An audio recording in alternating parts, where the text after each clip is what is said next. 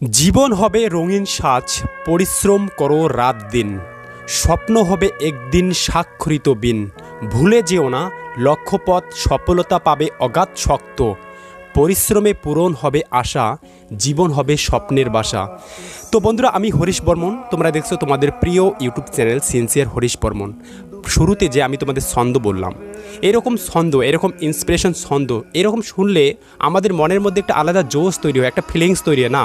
Government exam crack করতে হলে আমাকে পরিশ্রম করতে হবে।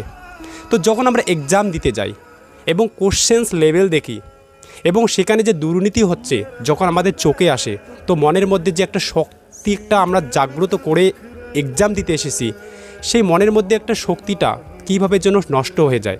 তো আজকে আমি তোমাদের বলবো PSC clerkship expected cut up কত যেতে পারে, এবং আমি আশা করব আমার যে কাট আপ প্রেডিকশন 99%